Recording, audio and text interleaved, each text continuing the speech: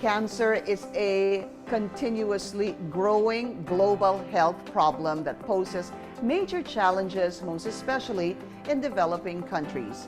Find out how this international distributor of innovative health products came up with a series of solutions to help increase a patient's chance to survive the odds.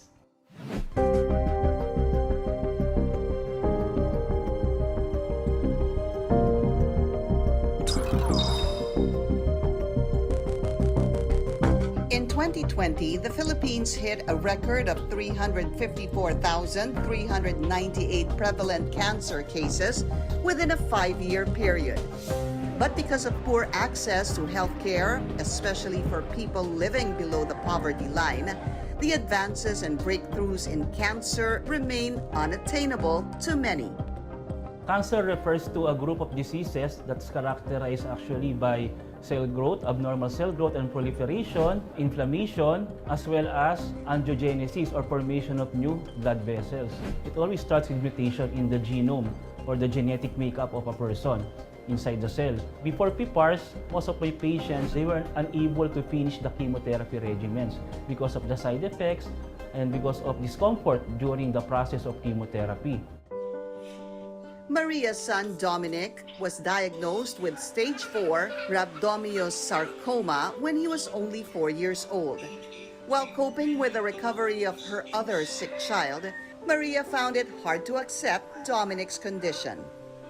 It was actually very devastating kasi with Dominic, it was manifested mga 4 years old na siya. Unlike dun sa daughter ko na congenital talaga, baby pa lang. Yung mga bandang September, meron ng umuumbok-umbok dito sa leeg niya. Hindi ko talagang inisip na cancer kaagad siya until nag-nosebleed siya. Dominic was prescribed chemotherapy, but his family insisted to rush to an integrative doctor to seek for alternative cure. Medyo hesitant ako kasi as a mother, I know the side effects ng chemotherapy kasi. So what I did is that I rushed towards the integrative doctor of my daughter, who happened to be PPAR partner doctor of Simply Nature. One of the hardest decisions to make for people living with cancer is choosing the kind of treatment that would work best. To help patients and their families deal with this growing health problem, one company commits to producing safe, credible, and natural health solutions by drawing on the latest bioscience technology to deliver a series of safe, efficient, and natural products. What is Simply Nature and what does it do?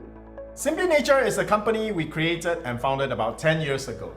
Our mission is to find effective health solutions for people. So we provide natural products that work in combination with conventional therapy and medicine. As an international company that provides natural solutions for cancer, metabolic syndrome, and degenerative diseases, the management upholds a health philosophy that centers on whole food nutrition as the frontier in health management. When we talk about choosing treatment, especially in the area of cancer, patients are really afraid of chemotherapy because of its side effects, and they tend to then look towards natural products. But this is not a either conventional or natural choice. At Simply Nature, patients can have the best of both worlds. Our protocols work with conventional chemotherapy to minimize its side effects so that they can get the best treatment using both conventional and natural together. Cancer is like a virus. It continuously evolves, it mutates. So it can develop defenses against our usual treatment modalities like chemotherapy. Like I said, chemotherapy and radiation therapy have a lot of side effects. So more often than not, patients stop their treatment because of these side effects. It's very important to have the support. With the supplements that we give the patients, there will be lesser side effects, so they will be able to finish their chemotherapy protocols more comfortably. This company introduced PPARs, which is touted as one of the best natural ways of solving serious health problems. PPARs stands for peroxisome proliferator activating receptors. It's basically a nuclear receptor found inside the cells. Now, when these receptors are activated, the benefit that you can get from that is, number one, cellular differentiation. Number two, it's to promote fatty acid metabolism. If you have better insulin function, your blood sugar will naturally go down. And another one is to induce cancer cell death by modulating the immune system. As a sole distributor of PPARs, the company promotes its use to many reputable health institutions worldwide and actively organizes corporate health conferences and public health talks in Asia. Simply Nature PPARs is made out of a special strain of these types of microalgae that is very effective by protecting the bone marrow. We maintain the integrity of the immune system of the patient, which is very important to prevent infections and to fight off the cancer itself. And also, Simply Nature PPARs is also very dense in nutrients so that the patient can recover faster because of better cellular healing. Sabi ko parang na-lead kami to an extraordinary and I must say amazing journey. I'm very proud of him. At a young age na 8 years old, he believed that it's his purpose to siguro encourage other people then. We would like to really pay it forward with the knowledge that there's really like Simply Nature that can help people with cancer very much.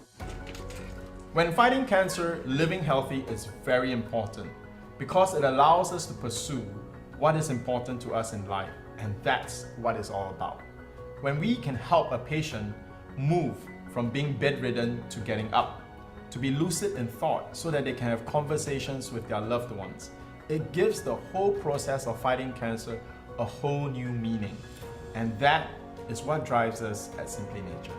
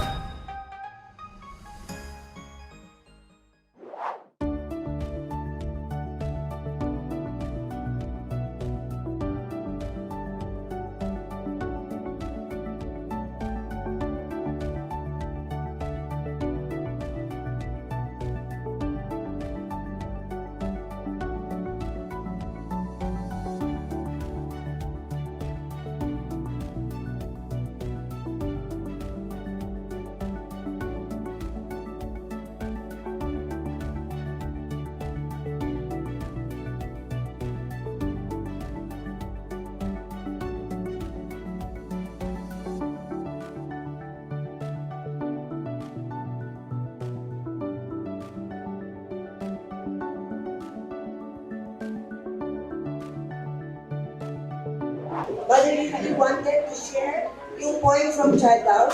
So 100 years from now, it will not matter what my bank account was, the sort of house I live in, or the kind of car I drove, but the world made the difference because I was important in the life of a child.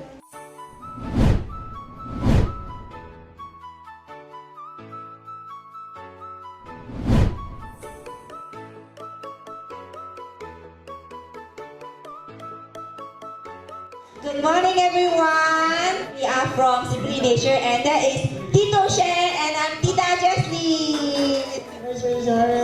And you put your on your chest, say, Jesus loves me. Jesus loves me.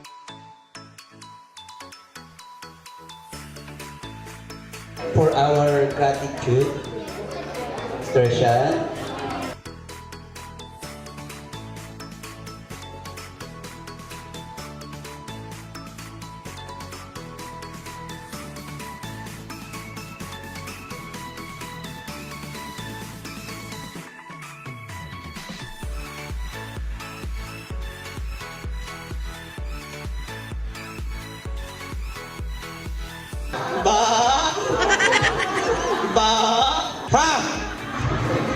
Ito na ba ang mga sundalo ng Israelita? Maliit man ako sa iyong paningin, malaki ang aking Diyos. Tutulungan ako ng aking Diyos at lalabanan kita at tatalunin kita.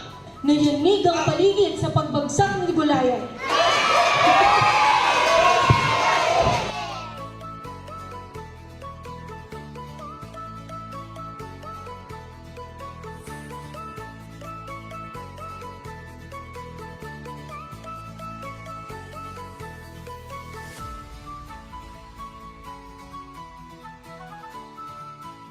Si Mother Ricky, pasalamatan naman natin si Mother Ricky at palakpakan din natin siya kahit siya ay nasa ibang lugar ngayon.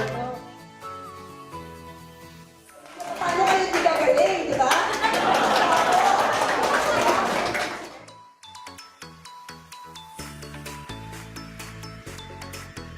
Pinupurit, sinasamba kita. And Lord, we believe you for testimony for every child in this place. In Jesus' name we pray. And all God's people say, Amen. Hallelujah. Nung 2022 po, yung parang inipon ko talagang pera pambili nung Simply Nature, nung vials, na PPARs. Yun po yung iniinom ko. Cancer lang siya, strong tayo. Kaya patuloy lang po tayong lumaban kasi may Panginoon tayong gumagabay sa atin lagi. Yun lang. And on behalf of the Simply Nature team, God bless you all. Maraming salamat for blessing us this day. We hope that we have made you all happy. God bless you once again. Here in Simply Nature, we are always with you from start to healing. Thank you, everybody.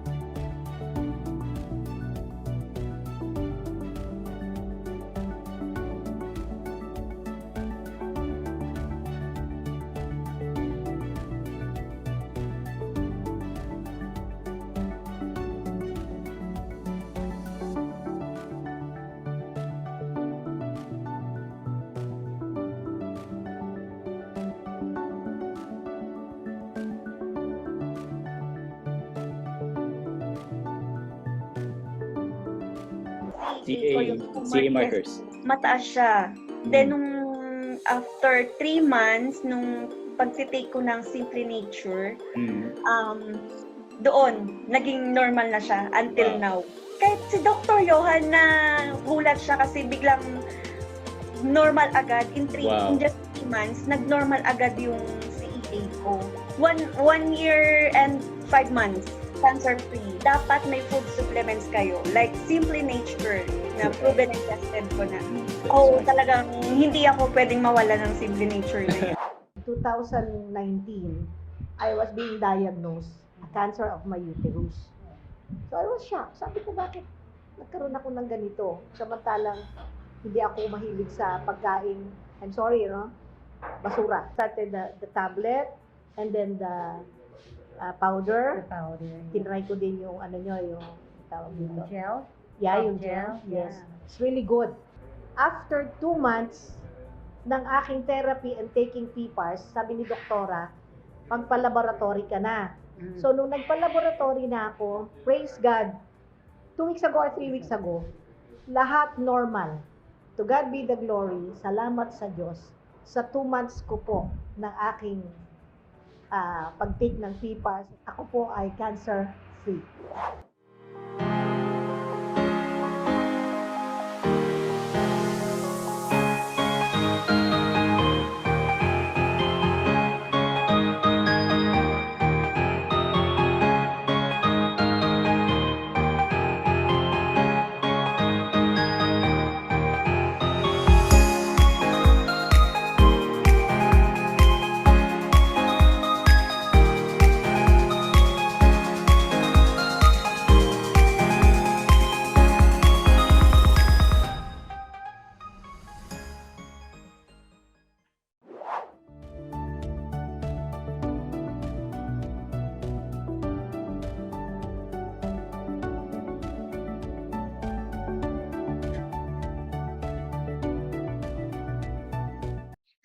Good evening, everyone. First of all, we would like to thank and acknowledge our dear Rotarians, warriors, and viewers who are watching this special event tonight. You are watching a special episode of Rotary Club Health Forum. This Rotary event is in collaboration of Rotary Club chapters Pearl of the Orient, Kamuning Central, and RCC Pink Warriors PH with Simply Nature International. May we request everyone to stay until the end of the program because you are in for a treat of encouragement, special recipe or healthy recipes, and useful knowledge that will empower you, whether you are in the middle of your journey or total prevention from cancer. Questions are very much welcome, so should you have any, do type them on the comment section because we will be having our what we call the Ask Me Anything portion together with our speakers for tonight to answer your questions. So, are you ready? All right, just before we start the program properly, I'd like to call on our business director of Simply Nature and at the same time, a Rotary member of Pearl of the Orient, Ms. Jermaine Diaz de Rivera, to lead us the prayer. Thank you very much, Sheila. And together, let us lift this special event, this special forum to the Lord. Thank you, Lord Jesus. Almighty God, our Father, we praise and thank you for this evening. You have given us another opportunity to appreciate life and to fill our mission as your instruments of peace, health, and progress. Father, bless all our endeavors, especially this Rotary Health Forum. Guide us as we listen, share, and enjoy each other's company. Enlighten our minds. Give us your grace that we may effectively do our part in service to others. Guide us as we may achieve our objective for your great glory. All this we ask in Jesus' name. Amen. Sheila? Thank you, Ms. Jermaine. All right, now at this point, I would like to call on one of the very important people who made this collaboration possible. She is a kind-hearted woman who has a compassion and initiative to help other people through different social activities. Ladies and gentlemen, I'd like to call on the president of the RC Pearl of the Orient chapter, Ms. Amor Noble Roque. Distinguished participants, fellow Rotarians, ladies and gentlemen, I am ISP or Imaginative Super President Amor Noble Roque of the Rotary Pearl of the Orient, District 3780. It's my pleasure to welcome you all to this special online event on the topic of Rotary Club Breast Cancer. Why didn't chemo work? This will be presented by the specialist and the expert in the industry. I also would like to offer my appreciation for the support of other Rotary clubs who partnered with us to come up with this webinar. The Rotary Club of Kamuning Central and Rotary Community Corps Pink Warriors.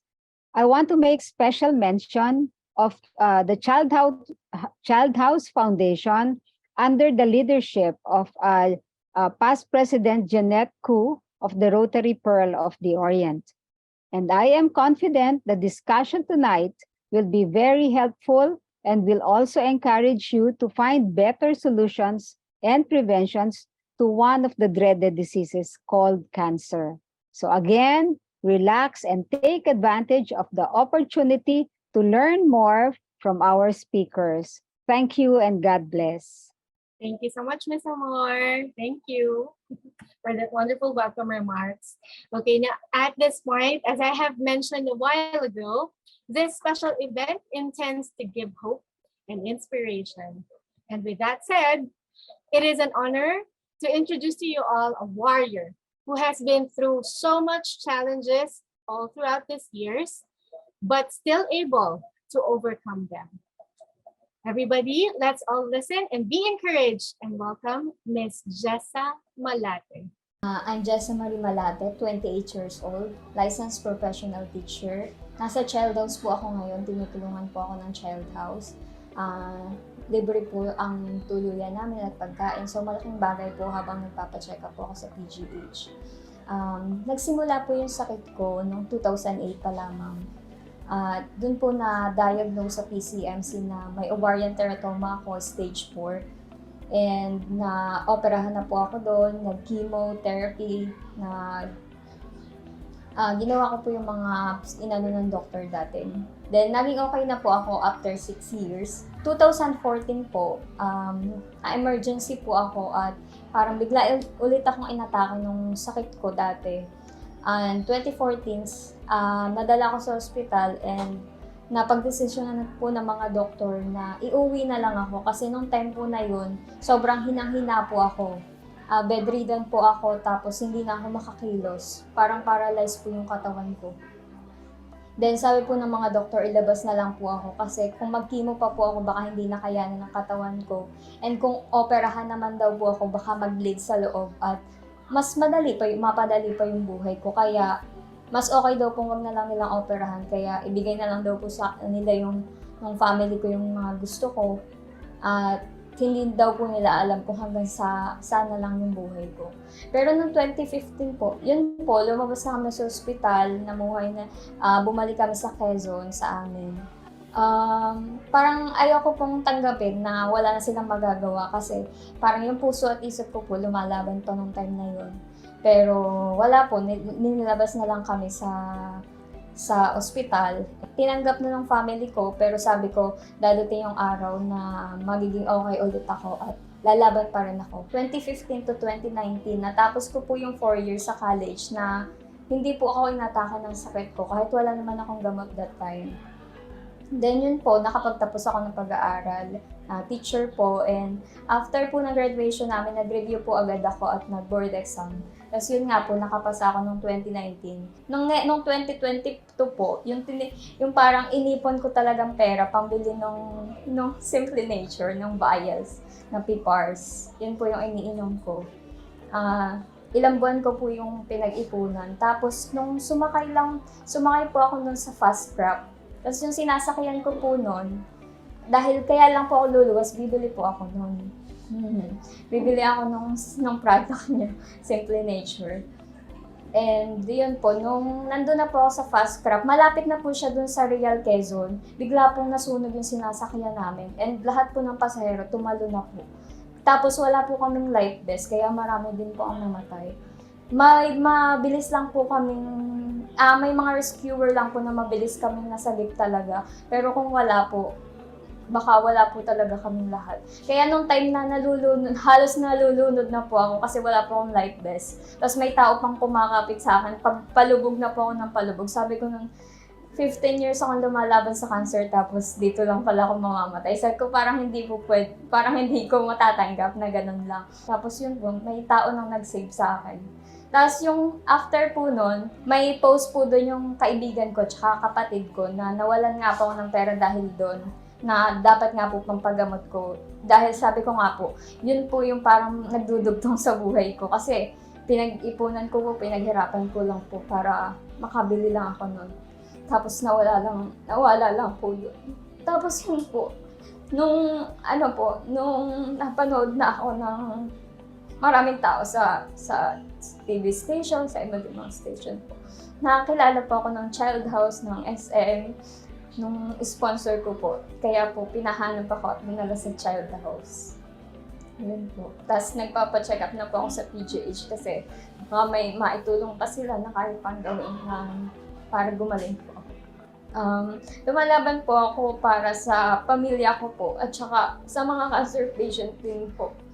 Kasi kagaya nga po nung parang blessing din po yung pagdating ko sa child house kasi parang nagre-remind yung mga bata na lumalaban talaga sila kahit hindi naman nila alam na may cancer sila, hindi naman nila alam na buhay nila yung pinaglalaban nila. Kaya parang ako at least alam ko yung pinaglalaban ko ngayon na parang dapat maging mas matibay kami na adult patient, na cancer patient kasi yung mga bata, dapat makita nila na strong yung mga ate at kuya nila na lumalaban sa cancer para lumaban din sila. Ayun. Kaya gustong-gusto ko din po yung nagte-testimony na sa mga, dahil nga po 15 years na akong lumalaban sa cancer, hindi ko naman po kakayanan lahat yun kung walang support ng family and ni Lord po talaga. Tsaka, syempre yung mabubuting tao po talaga na tumutulong sa amin sa pagpapagamot dahil hindi naman po namin kaya talagang magpagamot ng kami lang. Kaya salamat po nagpapasalamat po ako dun sa mga tao na yun. Kaya sabi ko, dadating yung time na ako naman yung makakabawi sa kanila, pati po sa mga cancer patients na kagaya. Thank you so much, Ms. Jessa Malate, for sharing with all of us your amazing story. It's really an amazing story because it's the story of the Lord. Thank you for sharing that to us. Now, at this point, may I ask everybody, you can get your pen and paper ready, okay? Because the next segment that we'll be having is a sharing of a very healthy recipe coming from a very famous chef. Please watch this. Have you had any difficulty in creating smoothies or cooking with the prescriptions that I have given you? If you do, then here's the solution. Let me introduce to you Chef B, who is the owner of Sexy Kitchen by B. Chef B studied plant-based culinary arts both locally and internationally, especially in the US, and she's going to teach you a recipe that is both refreshing and delicious and easy to do.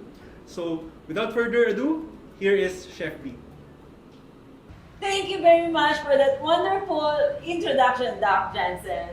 And hi to everyone, I am Chef B of the Sexy Kitchen by B. And thank you for having me here in your VIP meetup. Today I'm going to be sharing with you my 100% plant-based smoothie, not just for weight loss, but perfect for cancer patients and other illnesses. Okay, so now let's start preparing, and here are my ingredients. Come on.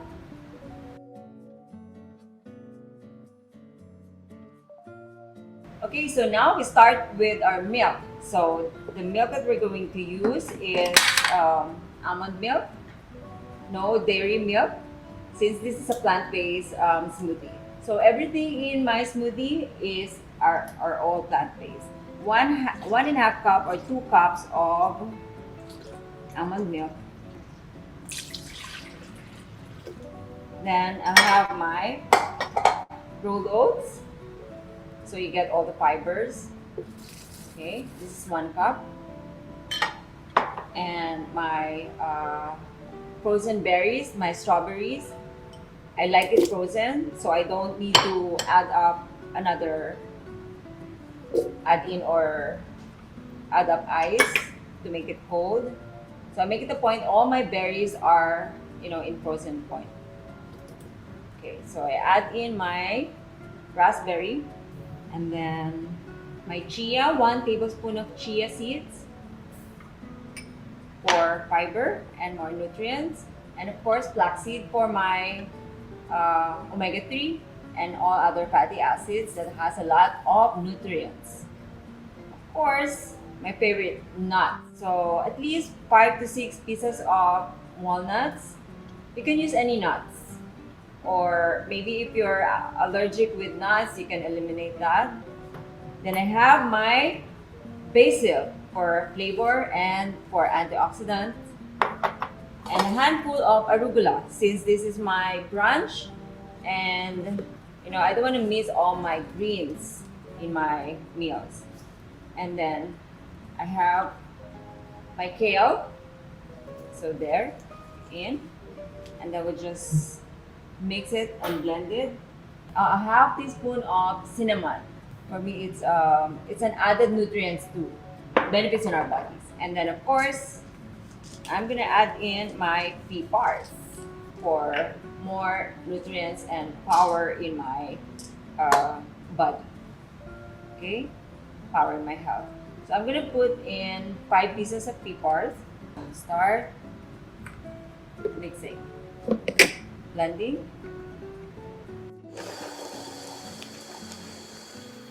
You can make it more very smooth, depends on your preference. But for me, I want it like a grainy, so that I don't get bored when I chew it or when I drink it.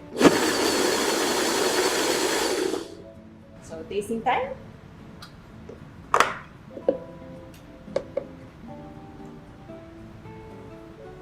For me, this is perfect.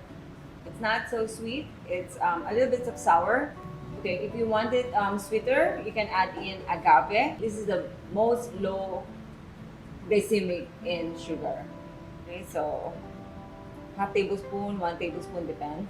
Okay, and then last blend, then we're good.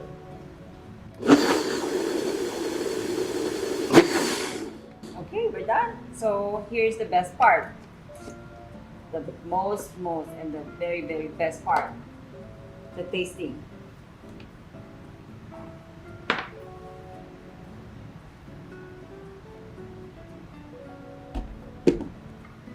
So this can be shared by two, or if you want, solo. Okay, so I'm gonna add in berries just to have, you know, a texture, and then of course a little bit of leaves of my basil. So when I drink it, I still can munch it and chew on.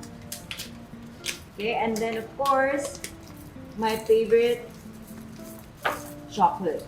Just to have a little bit of hint of this antioxidant. Dark chocolate, 70%. Make sure it's dark chocolate, okay? Not milk chocolate.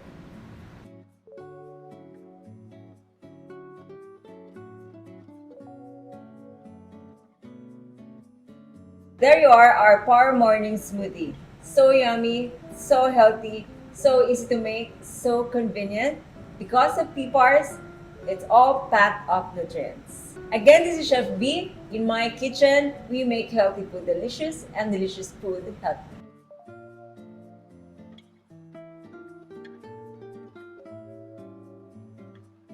Wow, now that's how to make a super delicious and super healthy super smoothie. Thank you, Chef B. Moving on to the next part of our webinar, it's an honor to introduce our speakers for tonight to spread awareness about cancer solutions and prevention. Dr. Jansen Calalan graduated from St. Luke's Medical Center, College of Medicine in 2016.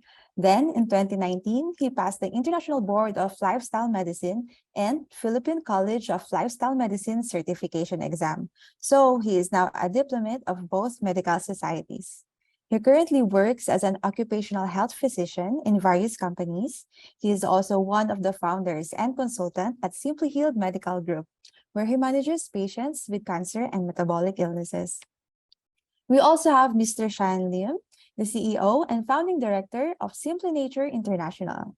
He is a successful entrepreneur who is also a seasoned international speaker for 20 years on a wide range of topics from finance, personal success, and the health and wellness industry.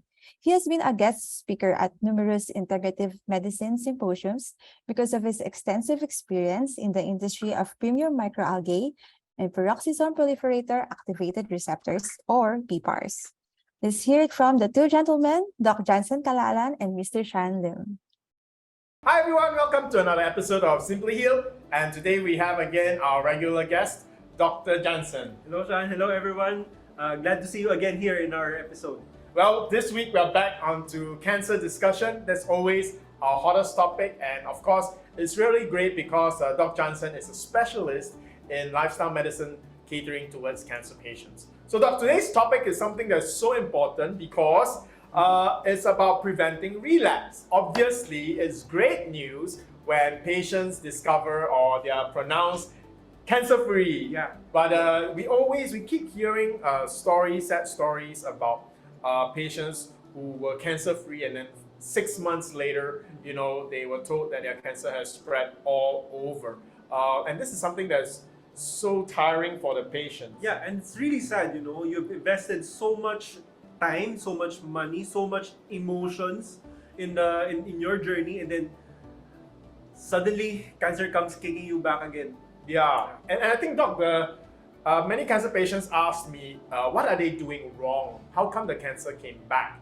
So my answer to them is often that it's not that you did something wrong. Obviously, you did all the right things. That's why your cancer went away in the first place. But the key thing here is you did not do enough.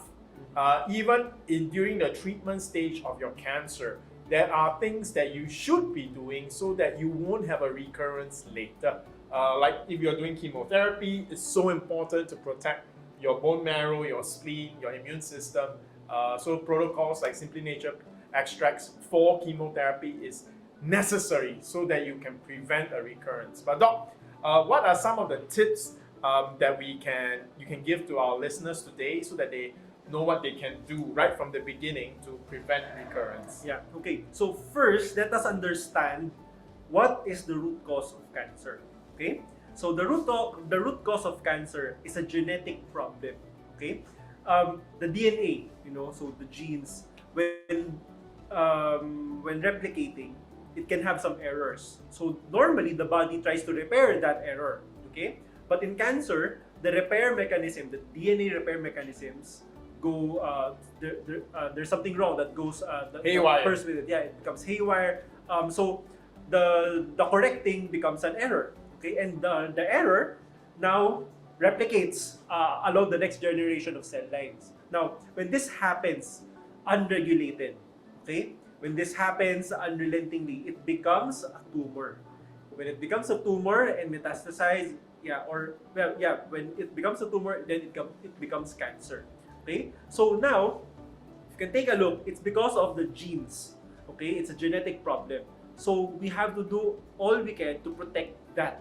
Okay, to protect our genes. So what are some of the damages? Okay, what are the things, the factors that can destroy your damage? genes? Okay, it's mainly free radicals. Free radicals can come from a lot of different things. Okay, the way we live, mostly in our environment. But the most important of all is dietary factors. So now we go to the first point. Okay, the food that we eat, there are a lot of things that can promote cancer growth. There are a lot of things or a lot of foods that can also halt or stop the growth of cancer, and on some occasions can even kill the cancer cells. Okay? Wow. So what are the dietary practices that we should follow? So take a look at this slide. Okay, so number one, food that you should avoid is dairy products. So Doc, that's the ice cream, milkshake, everything that we like, from chocolate, milk chocolate to everything. Yeah, okay, so you know the reason why? Dairy, that is cow's milk. If you are pregnant, okay, how do you produce milk? It's because of your hormones. So just imagine the hormones of a cow going into a human being. What do you think will happen? Okay, and the milk that is produced by the mother cow is made to grow a small calf to a big cow. Maybe from 20 kg to 200 kilograms in less than a year. Exactly. So there are a lot of growth hormones there, and adults, okay, adult humans don't grow anymore. So where do you think that growth will come in? It will come into the tumors. Okay. So the particular the particular molecule found inside dairy products that causes the growth of cancer is casein. Isn't that found in eggs? Casein is more found on pastries. Alright. Meal replacement or milk powder. Oh, meal replacement. That's a big fad for many of us because of diets. We want to be slim. Casein, okay? Oh, So casein. take note of that. Okay. Don't drink milk. Okay? Next is to limit or avoid alcohol.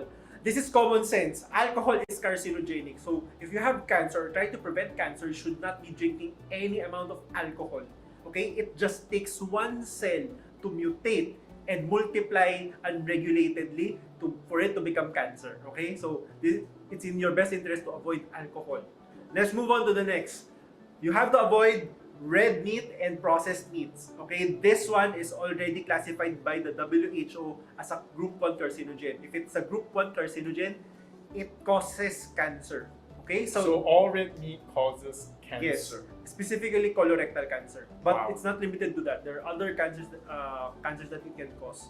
But processed meat, you have to avoid that. So processed meats will be your corned beef, corn tuna, sausages, dried meats. Okay, so those stuff. Okay, so next is the way that we cook our food.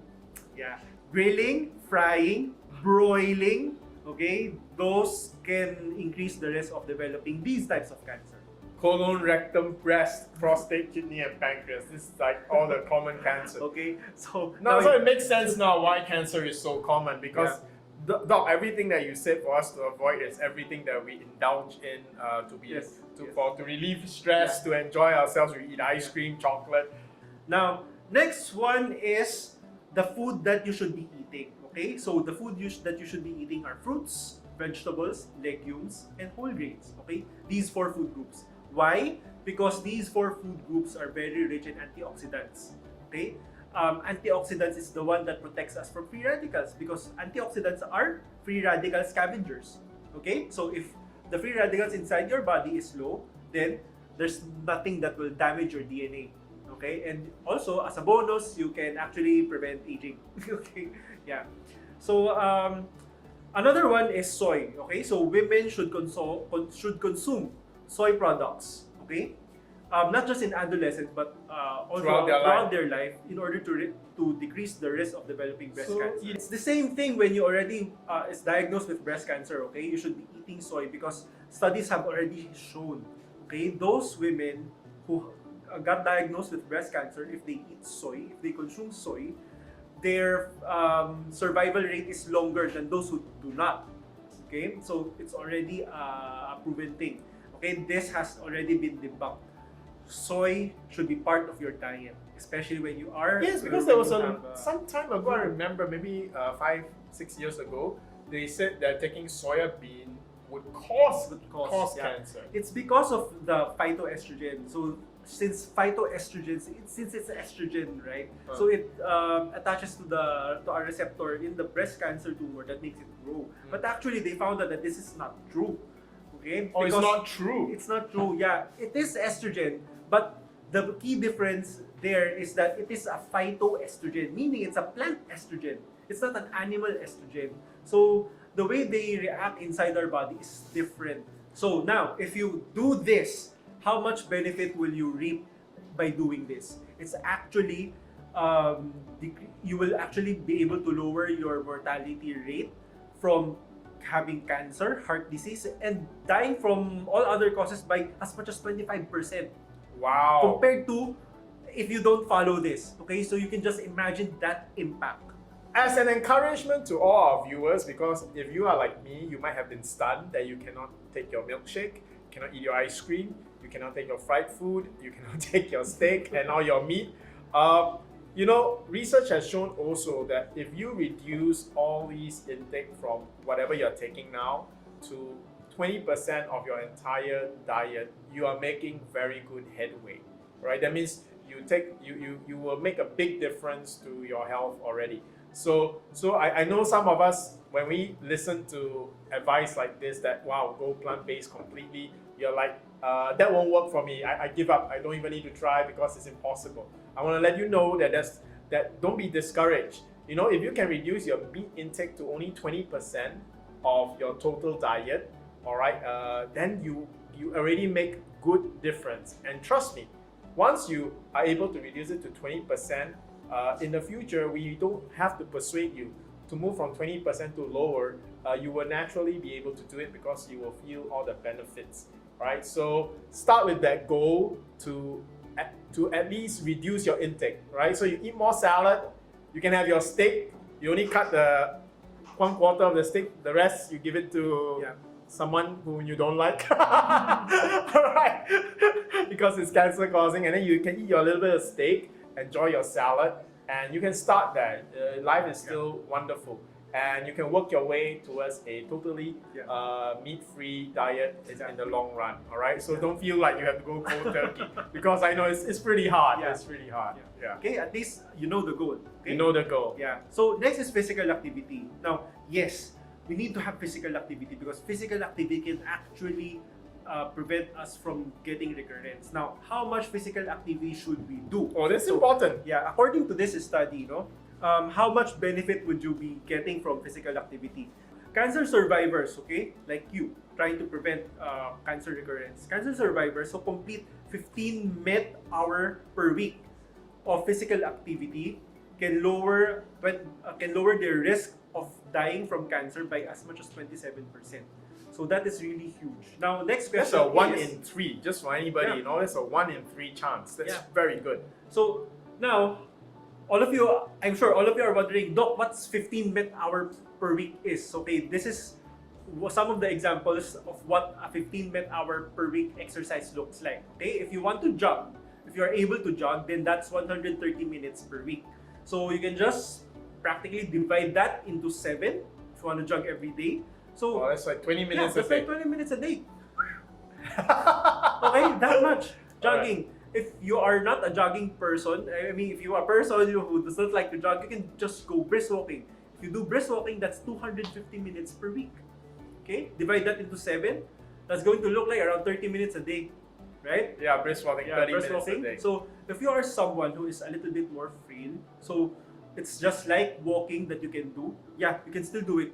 But it's just going to take a longer period of time. So it's going to be 400 minutes per week. Okay? Doc, when I look at this exercise examples and our diet, it's no surprise that many cancer patients experience recurrence.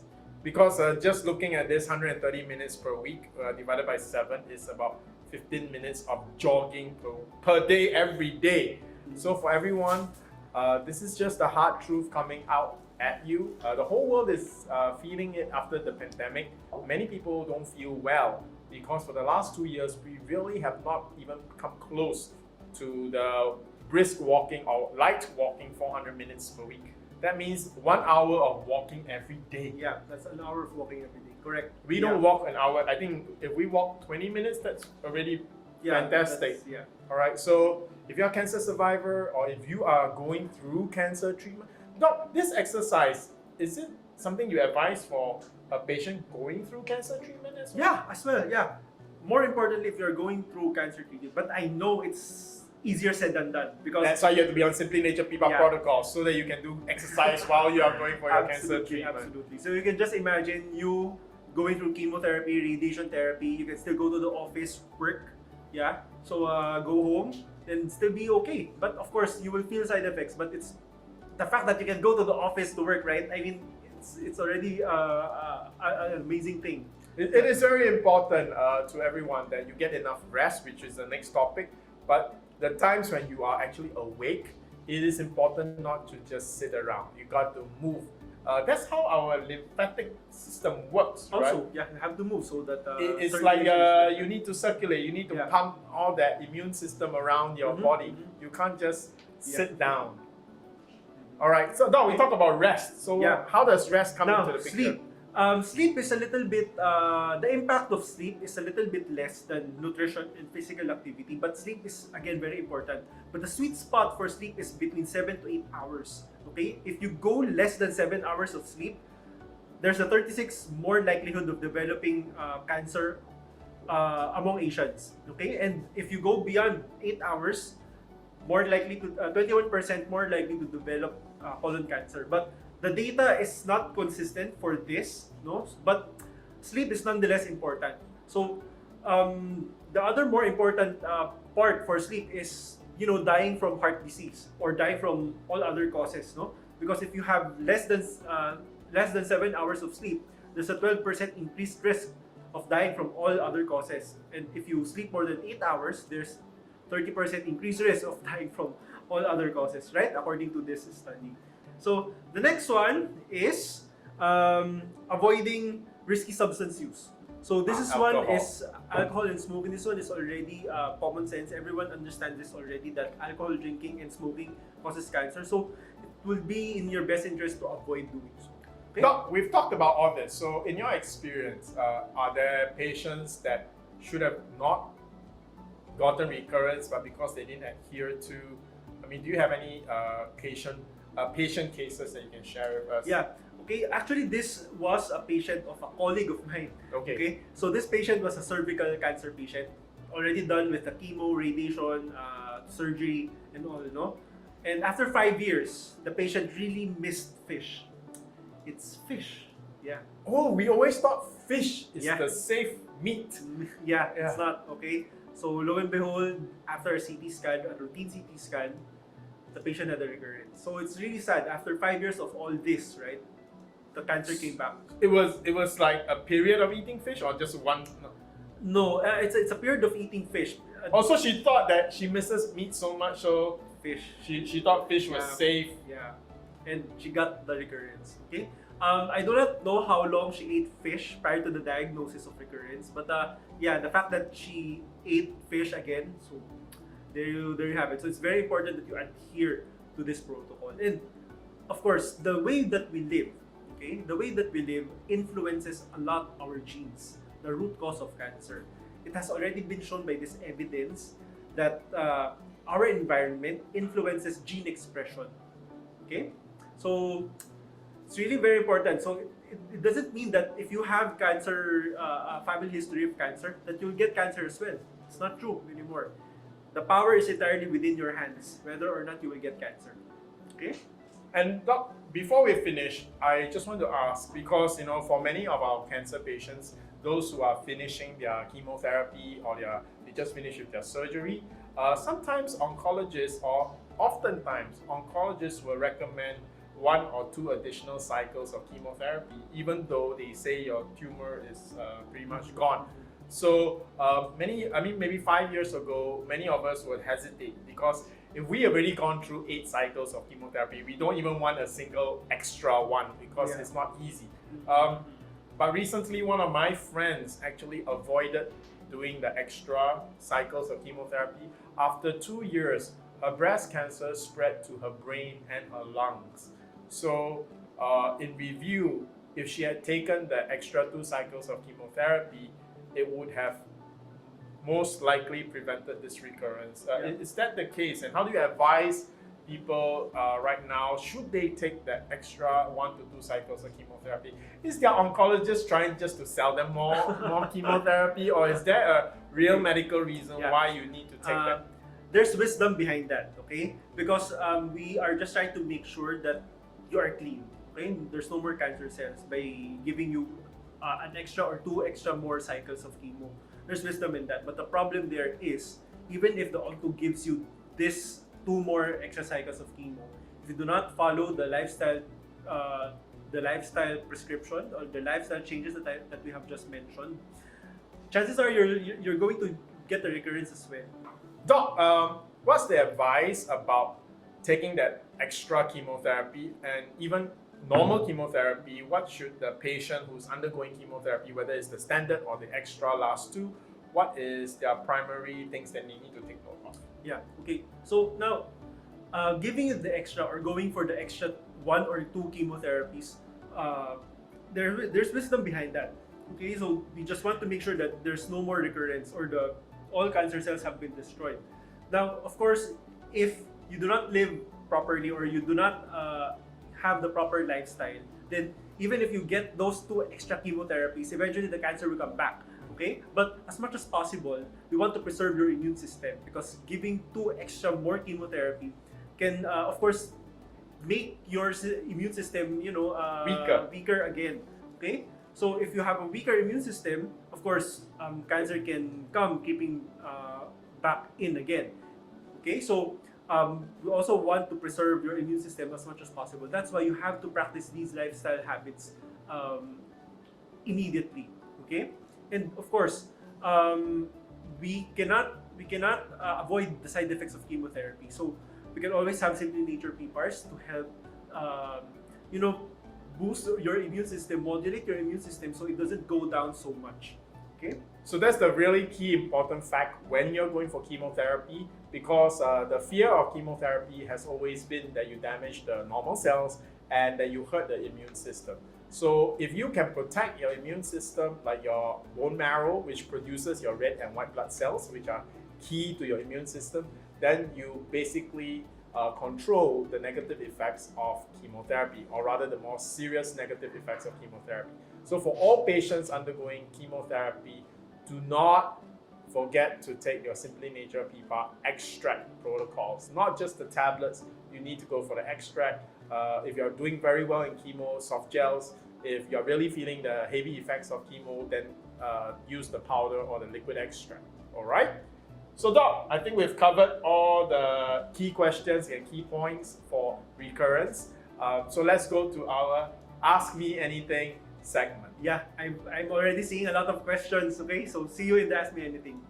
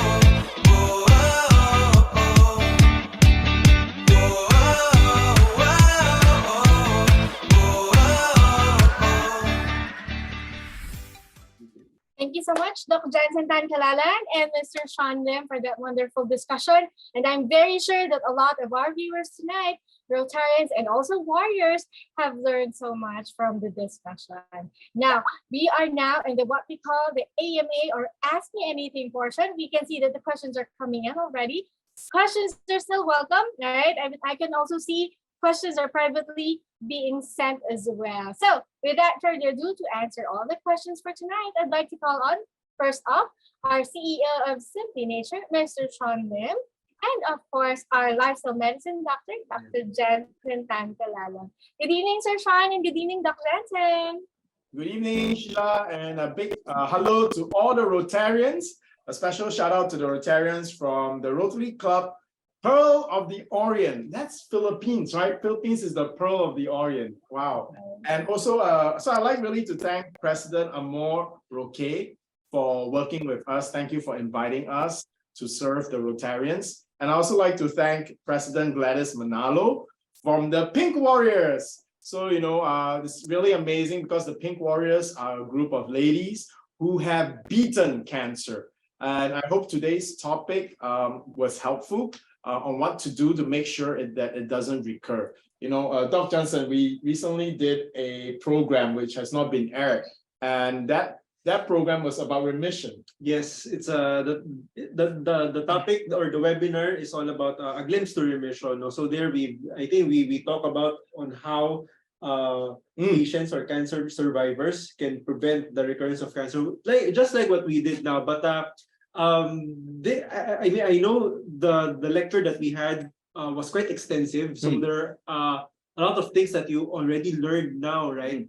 But you're going to learn more on that next episode that we're going to have. Yeah, I brought that up because, especially for the Pink Warriors, this was quite shocking to me when I was talking to Dr. Jansen during that taping of that episode, because the average statistics is that for breast cancer, the recurrence rate is actually 30%.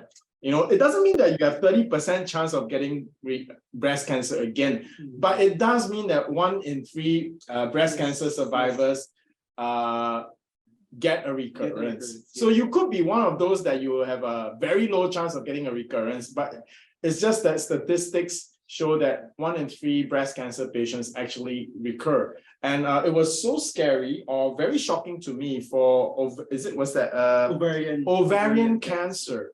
For ovarian cancer, the recurrence rate is actually 85%. Yes, correct. Wow, and that's even with a full hysterectomy. Full remission. So those the data were gotten from US patients, actually, mostly US patients. And then there was this period that these patients were declared on remission first. Then they monitored, they followed up on the patients, and they saw that, yeah, for ovarian cancer, 85 out of 100 ovarian cancer patients would get a relapse in the future. And of course, we share this not to scare anyone. We just wanted to let everybody know that many people have successfully stayed cancer-free all their life after they beat the first round of cancer. But the truth is, many people have recurrences. In fact, in Singapore, if you have an insurance policy that covers cancer, that policy will cover you a minimum. The standard Singapore insurance policy for cancer covers you a minimum of 2 occurrences of cancer. That means statistically, they actually expect a recurrence. Now, I want to start with that simply by telling everyone that it doesn't have to happen to you. All right, you can be the one that is cancer-free. The important mindset to have, or the understanding, is to know that recurrence happens at such a high rate. So once you know, you can take the full actions so that you make sure that recurrence doesn't happen to you. You know, many cancer patients, especially breast cancer patients, I've met a few. It's really impacted me because they were declared cancer-free. Right? They were declared cancer-free, and they were so sad. They looked at me and it's like, what did I do wrong? I was cancer-free for 1 year, 2 years. Then why did it come back?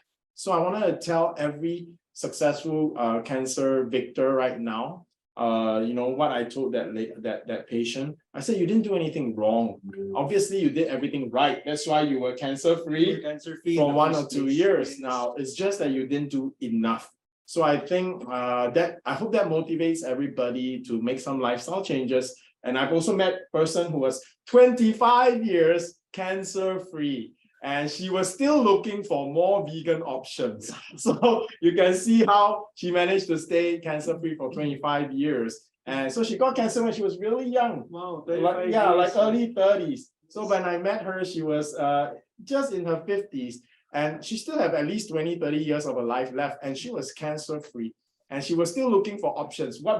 She was looking, what better vegetables can I eat? What other things can I do? So I hope with that, we enter the Ask Me Anything segment, where you can ask any questions that you may have on your mind. All right. Thank you, Sir Sean. Thank you, Doc Jansen. It's really a good start off. I just want to let you know that as you know, we have a lot of warriors today, and I've spoken to some of them, and they are indeed was able to finish their treatments. Yes. And they are really happy to have that kind of good relationship with their doctors as well. Yeah. There you go. All right. So to start off our Q&A or Ask Me Anything portion, the first question coming from Ms. Donna Rakiza. Drinking soya is good, or I mean, is drinking soya good or as part of having a diet meal?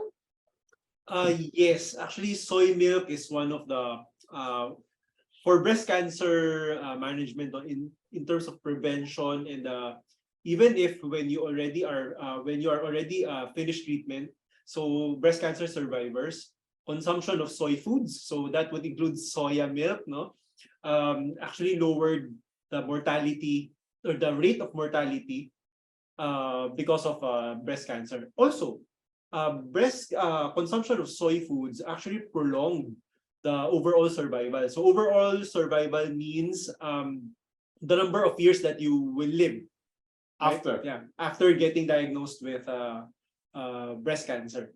Okay, so soy food is really an important food. So I don't get why onco sometimes. Yes. I was about to ask that. There is you see some internet articles, especially older ones, that say that soy increases the risk of breast cancer, ovarian cancer. So this is misleading, because if you take a look at populations, no, all around the world, who have very high consumption of soy foods. That would be Taiwanese, Chinese, Japanese, Koreans. When I went to Korea, they have here in the Philippines, we have free service water, right? Yeah. In Korea, they have free soya milk. Imagine. Okay. So if you take a look at their breast cancer rates, it's really quite low. It's actually one of the lowest. So it's a very stark difference if you compare that to the Western countries. Yeah, the Western countries, they don't drink soy milk because they drink dairy. They drink dairy. So if you take a look at US, Finland, European countries in general, they have really high breast cancer rates. And unfortunately, here in the Philippines, we also have a similar rates as the Western countries, because Philippines, as you all know, we're quite westernized already. So there you have it. So, but consumption of soy foods, if you consume soy foods at a very high amount, then it would be valid to say that it can trigger the formation, or probably it can worsen breast cancer. But this level of consumption of soy food is impossible for any human, because you have to consume hundreds of liters of soy milk to have such an effect. Hundreds of liters of soy milk a day. I mean, wow, that's impossible. It's impossible. I don't know how you can process soy foods so that you can consume. One last question.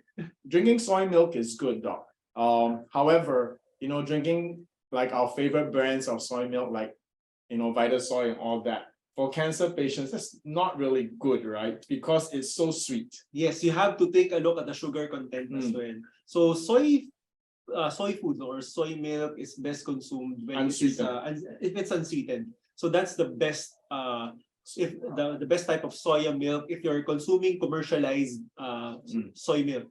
Okay, but if you are someone, I mean, if have you seen, everyone, you can just try and Google this in YouTube, how soy milk is made. So they have this giant stone grinder when they grind the soybeans. So if you drink soy milk directly from that, then that one would be really Good for you.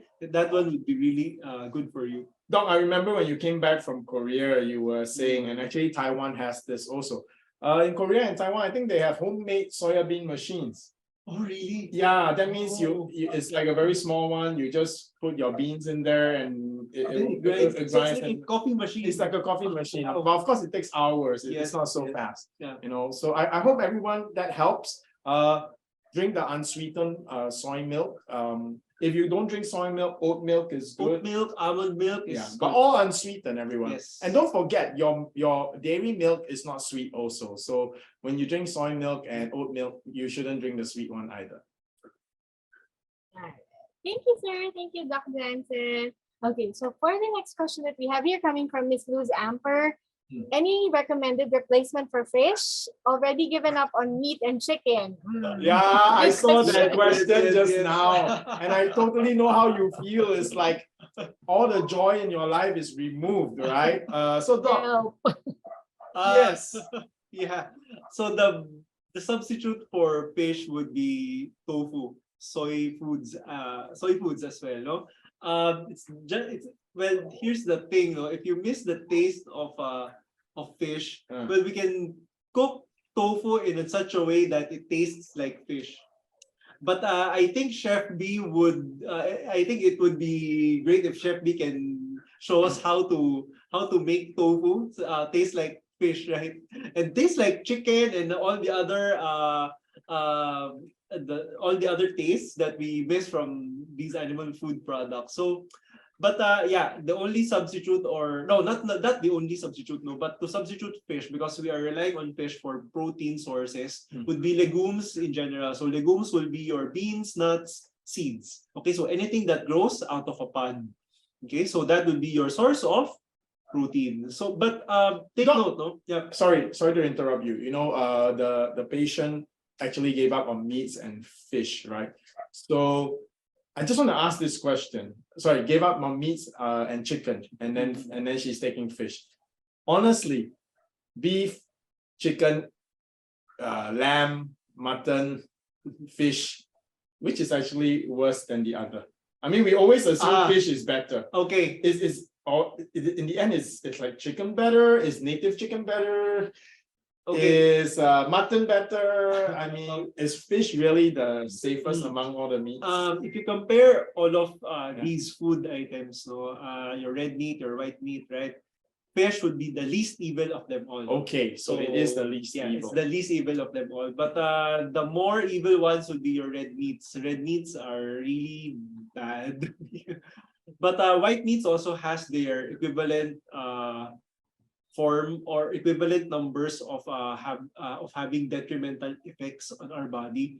To some extent, it's actually almost quite similar. But if you will choose, if you have nothing else to eat anymore, if you went to a place, then you have everything around you is unhealthy, then just choose the fish and then just look forward to the next meal. And for those of you who cook at home, one advice for you to be able to enjoy a plant-based diet with a little bit of meat in them is to use meat as garnishing. You know, you can use your fish as garnishing, not as the main dish, but as garnishing. When I used to be 100% carnivore, I ate a lot of vegetables when I went to my wife's home, and because my mother-in-law would always cook her vegetables with giniling. You know, so it's actually very little meat, but somehow it transformed the whole vegetable dish to be meat tasting. All right, so you could use fish as like garnishing in your meals, and that could help you a long way. All right, so I hope that helps. That's a very good question, actually. Thank you for that question.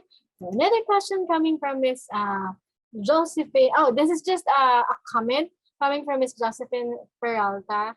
I was diagnosed with stage 1C ovarian cancer, finished my 6 rounds of chemo last September 8, 2022, and I'm now cancer-free. Yay! Yeah. Thank you for your advices to prevent recurring. Wow, congratulations. I want to encourage, congratulations on that. I want to encourage you to continue to look into how you can develop a healthy lifestyle. Don't forget about your comorbidities, high blood sugar, blood cholesterol, all these are actually precursors to cancer. So as you watch all these comorbidities, you're also actually making sure that you are cancer free. Yes, that's true. I actually have one patient who is also cancer-free or remission right now. But her cholesterol is so high because of eating too many nuts. Okay, I know that patient. You know that That's the my first friend one, actually. okay. Yeah, so She's a really good, amazing. yes, She had breast cancer, which was very complicated because it was not just one type of breast tumor. It was multiple strains of cancer, not just breast cancer. And it metastasized to her brain. Yes. You know, she's a friend of mine. When I introduced her to Dr. Jansen, of course, I'm always very encouraging, but in my heart, I was actually quite fearful for her. But it's such great news that now she finished her additional chemotherapy and brain tumors are basically gone. Yep. Just lesions, yes. you know, just scarring tissue. Yes. What's wonderful about this patient is she is so hardworking. Yes, working She's throughout. yeah. She's a breadwinner. All throughout her radiation treatment and chemo treatment, she was working, going to the office, commuting. In terms of her food intake, she's also quite disciplined. Very disciplined. Yeah, I know her. She's actually very disciplined. But the thing is, I think she ate too much nuts because she is consuming like half a kilo every day's food. That's too much, guys. Okay, so yeah, but her case is actually a case of recurrence. She had breast cancer. Yes. She went for surgery. She was cancer free for about a year. Correct. Right, and then Correct. during the pandemic, suddenly the recurrence happened, and it was terrible. You know, and I had to personally persuade her to go for chemotherapy because she wanted natural. Right, the first time round she only went for surgery, but she avoided chemotherapy. That's why with experiences like this, you know, I really want to encourage all the viewers tonight. Feel free to ask questions. You know, what's the best option? What's the best combination? So that you can really get the honest, holistic look at how you approach your cancer treatment. And also cancer treatment is not just treating the cancer.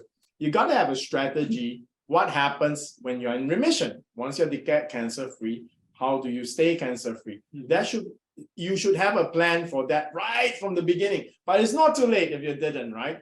Now, if you want to develop a plan for that, you know, continue to watch our other videos or ask questions. And if you really want, you can always arrange for a consult with Doc Jansen and actually ask him to review what you're doing right now and see how you can improve things. And of course, your feedback will help us. We can ask Chef B to, so right now I'll ask Chef B to find out a few dishes that helps people with a meat craving. Yes. Because I went to Chef B's a vegan restaurant. Her pizza is one of the best pizza. I was so shocked that the pizza tasted so good. The cheese tasted like mozzarella cheese, but it's made from cashew nuts. Yes. So I was totally shocked that plant-based cheese tastes exactly the same as dairy cheese. That really surprised me. You know that pizza that we tasted in Chef B's restaurant? Yeah. That pizza can be consumed by cancer patients. Oh wow, Yes, you see? they can. Because the way she makes her ingredients is actually homemade. So she doesn't use any she doesn't buy from manufacturing plants who does mass production of these ingredients. So she does this homemade. So everything is really quite moderately processed. I mean, cashew. So cashew nuts, she just grinds them, and then does her ferments them. magic, then it becomes a cashew nut cheese. Yeah, so it's really good. Same texture as mozzarella, so you can just imagine. And you know, the pizza doesn't it's not oily. That's not oily. It's not you don't greasy at all. get you don't get sick of it. It's so good. So I just want to encourage everyone that eating healthy doesn't mean that it's not tasty. But of course, it just takes some effort. So maybe, you know, ask Doc Jansen to recommend some restaurants to you, right, for those. We're going to do an episode for that sometime in December, probably around Christmas, the Christmas week. So stay tuned for that episode, because I'm going to teach you on how to pick your foods in the restaurants that you go to. Okay, so again, here, what we really want to do is, you know, all of you have your uncles, but what we realized in talking to so many cancer patients is that there's so many more questions about day-to-day living and, you know, research that you read on the internet. and sometimes conflicting advice from different doctors. So what we really want to do here is to provide all the information for you so that you can have a good reference, and hopefully you feel comfortable with us that you can ask anything on your mind, and we will really have a discourse, exchange ideas with you so that you can, how shall we say, really get to the truth. And then, why me and Dr. Jansen together? Because he's the doctor and I'm the realist. I'm the doc. I mean, yeah, you tell everybody to live like a rabbit. It's so tough. So how can we find some ways to make it easier? So I think I'm you, right? I'm asking the question that you would like to ask, so that it's realistic, that we can live a realistic life, right? Yeah. Next question, Sheila. All right, but just before we go to the next question, I just want to greet our Rotarians who are also commented and greeted us as well. Miss Malor Rivera from Rotary Club of QC Pearl of the Orient, and also Miss Bella Cardenas, also from the Pearl of the Orient Rotary Club. Thank you for watching us. Okay, so for the next question that we have here coming from Miss Ima Sepol, excuse me, is there no alternative treatment in place of chemotherapy which has a lot of side effects? Yes, there are. Definitely there are. Actually, chemotherapy is an outdated cancer treatment protocol. So currently, in this decade, we are now in the era of immunotherapy. So in other countries, they are beginning to shy away from chemotherapy already. So they only give chemotherapy if they know that the patient will live when they give chemotherapy. Only when patients have a sure thing, it's sure that, okay, if I give chemotherapy to this patient has a at least 90% chance of living at least 5 years. Okay, that's the only time. So in other countries, they're already using immunotherapy. So immunotherapy is using our own immune system to kill the cancer cells. Okay, here in the Philippines, it's already being used. However, the problem is immunotherapy is really so expensive. It's even more expensive than a lot of the chemotherapies that we are using nowadays.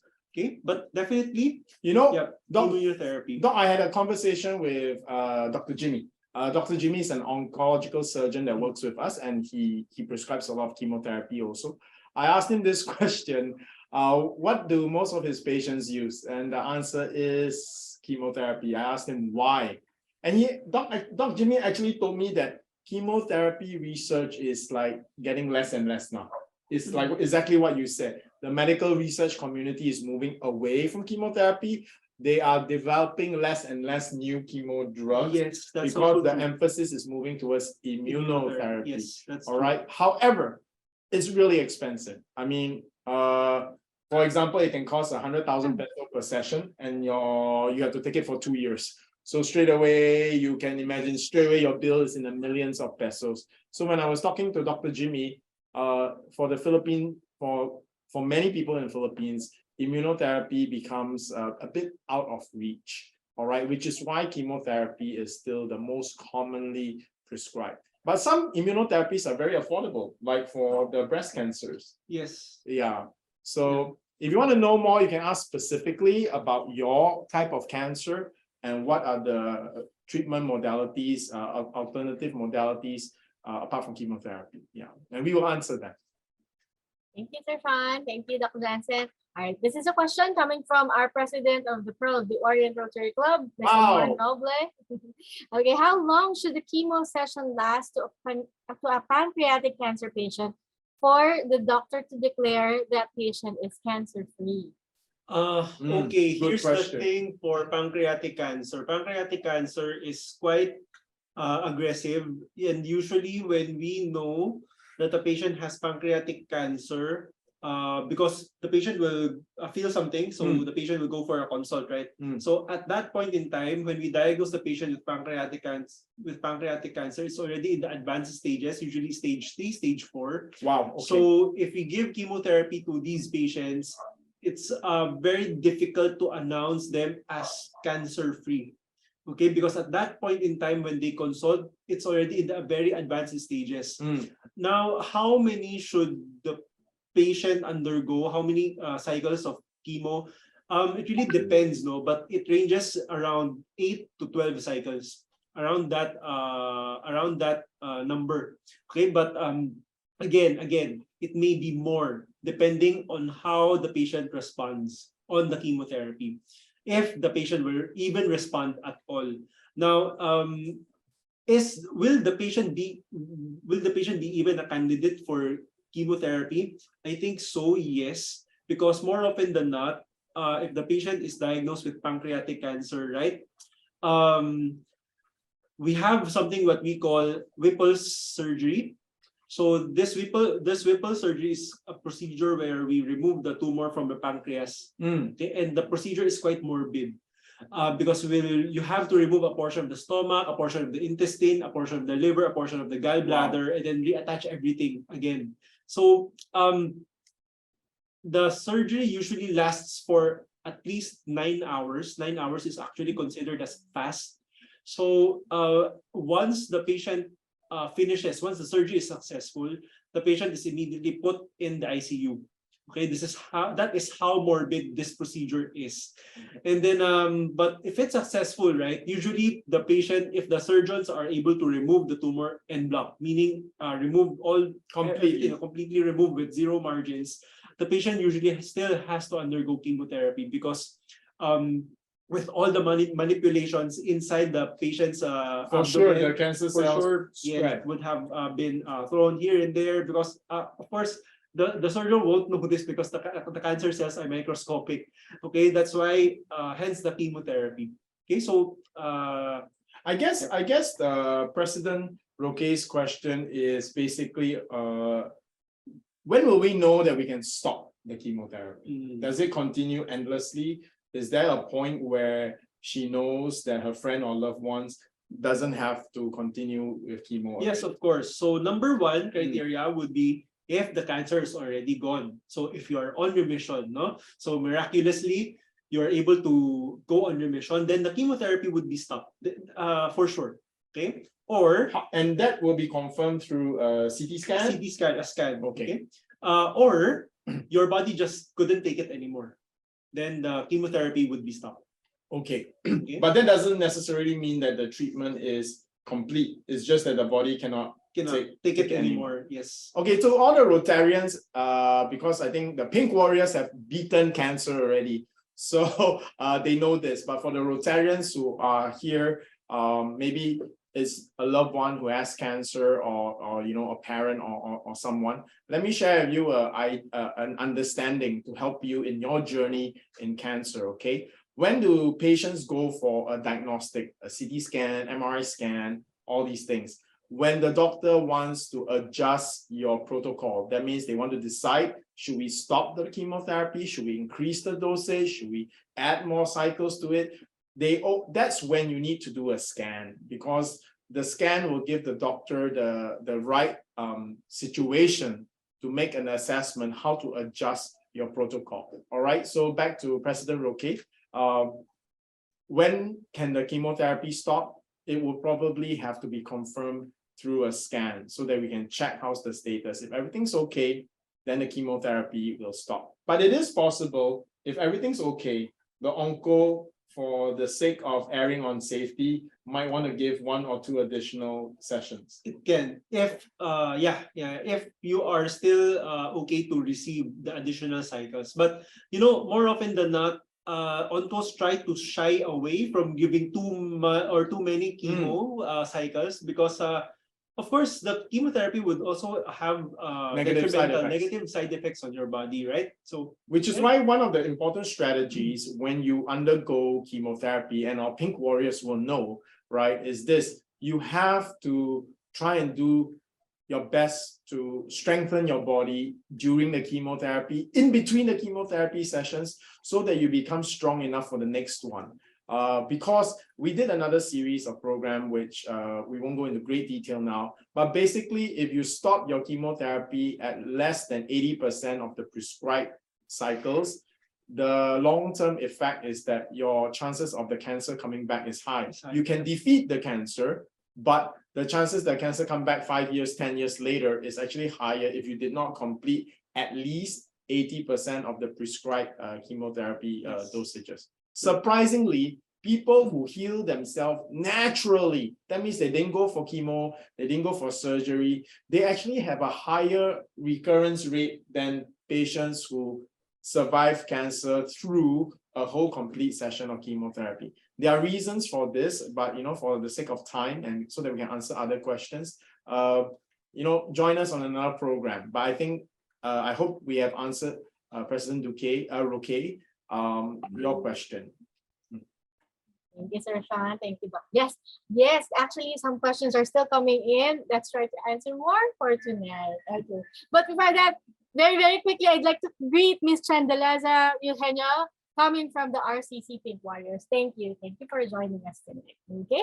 All right. So for the next question that we have here, this was thrown earlier, coming from Ms. Marlene Sakpa. Doc, how about soybean coffee? Is it beneficial? Very good question. Yes, okay. So usually cancer patients would ask me, Doc, is it okay to still drink coffee? Yeah, because I love coffee. Okay. Yes, the answer is yes. But wow, that's a good news. Yes. Finally, something that we love that we can drink. Yes, all right. Because coffee is, as everyone knows, coffee is packed with antioxidants. So definitely, that would be very beneficial for cancer. But without milk. But without milk, okay? So we have to be careful. Do not, if you will drink coffee, it should be black. Don't put any sweeteners. Don't put any dairy or what don't about put soy? Any creamers. Now, what if you're a coffee drinker who drinks sweet coffee? Then that's where soy milk comes in. Okay. Okay, because you cannot put any sugar, right? So you have to rely the sweetness of other natural sweetness like soya milk. So what I would do is, okay, you have your coffee, right? Then just put a little bit of soy milk. So now you have a soy latte. Okay. Now the question is, would mixing soy milk into the coffee, would it destroy the antioxidants of the coffee? Okay. So the answer is, okay. Wow, that's interesting. I never thought about that. Yeah. Okay. So here's the thing: if you mix in dairy, cow's milk, into the coffee, the milk protein will bind the antioxidants of the coffee. Which nullifies the goodness of the coffee. Now, if it binds it, you won't get the benefit of the coffee anymore. Even when it goes through your gut microbiome, through your intestine, okay, it just won't. So that would only be empty calories. Okay. Now, if you mix in a plant protein, any plant protein, okay, your soy milk, almond milk, oat milk, if you mix that in the coffee, yes, the milk will still bind the antioxidants of the coffee, but when you drink it, your gut microbiome will break it up. So if it breaks it up, you will now be able to get the benefit from the coffee and at the same time, the soy milk. So to the viewer who asked this question, you have your go ahead. Your choice of soy coffee is good. You get the goodness of the coffee and you get to enjoy the taste that you like. Now, I want to make a recommendation to you. Try almond milk. Almond coffee actually, I think, tastes better than soy. Yeah, because soy coffee has a sour aftertaste, but almond milk is very fragrant. All right, so try that. All right, just try that. So, one very happy answer. Yeah. Another good news. No wonder a lot of coffee shops now are offering almond milk for the. Yes. I think oat milk tastes better than soy milk in coffee. Yeah. That's true. Just try. Right? All are good options. All are healthy for cancer patients. Thank you so much for that wonderful question. Okay, another question from Ms. Chandaliza Eugenio, Stage 2B breast cancer warriors since 2015, tamoxifen users since 2016. Any particular vitamins that's good for us? Okay, tamoxifen is the hormone therapy. Sorry. You're still taking tamoxifen up until now. You should have been graduated already. It's 2022. Tamoxifen usually is only given for 5 years. But okay, particular vitamins that will be good for you. Well, the basic ones: your B12, your vitamin D if you're not getting enough sunlight. What else?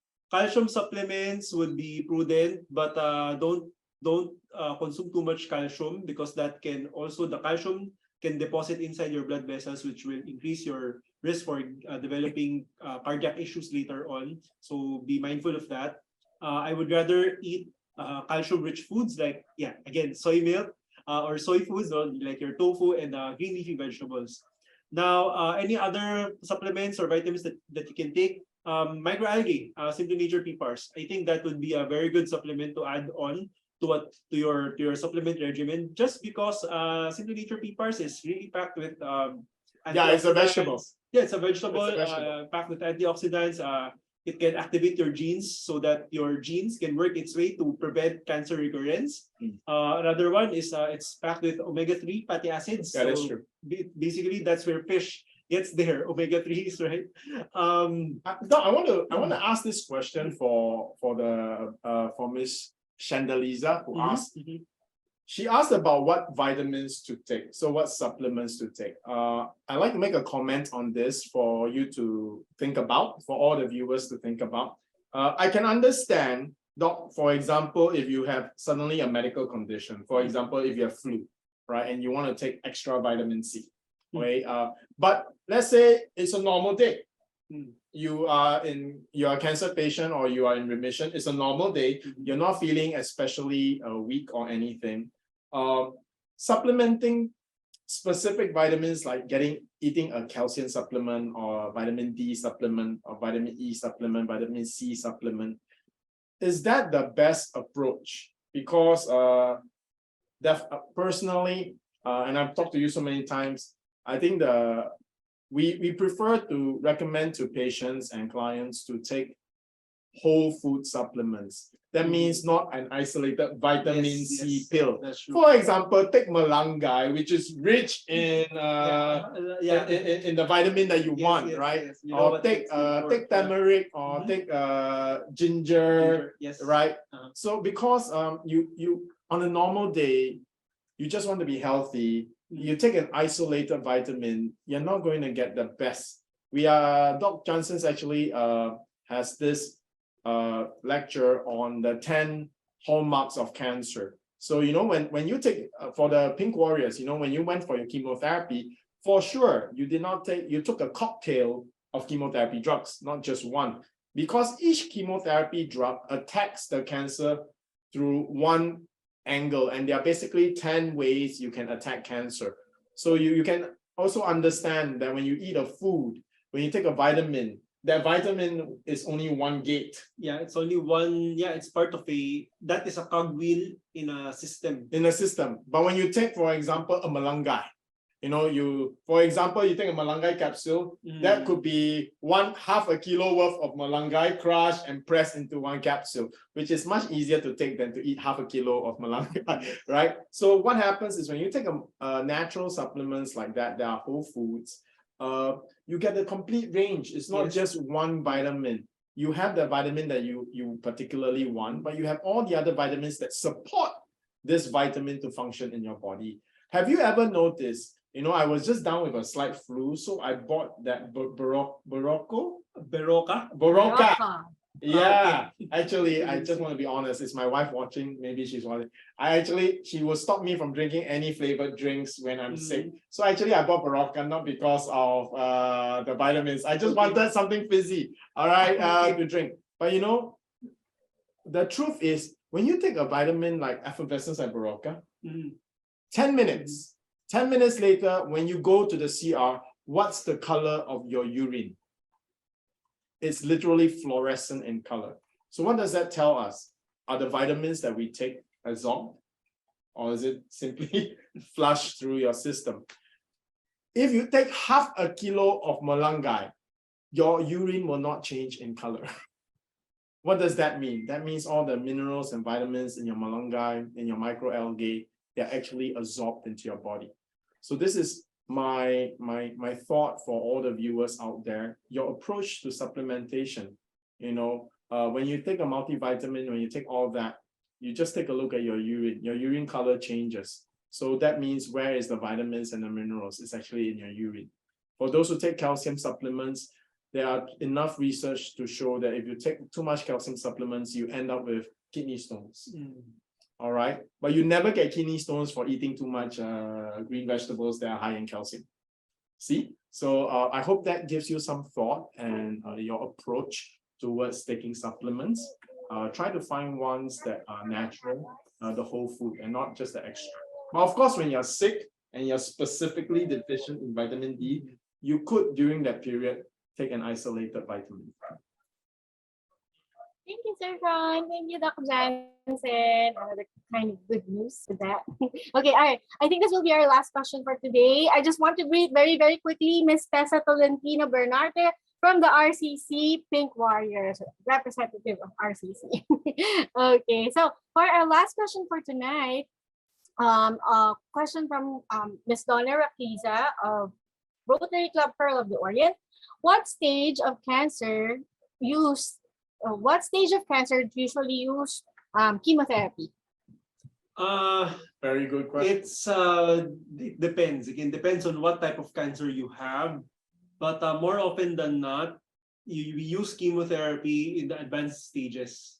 Okay, but of course we also have this thing called neoadjuvant chemotherapy. So this means that we give chemotherapy prior to surgery. So it means we want to shrink the tumor. So the tumor may be stage 1, maybe stage 2. Okay, but or probably in the more advanced stages. But it's just that the tumor is quite huge, so we want to shrink it first before the surgeon cuts it out. Okay, so we have that kind of protocol.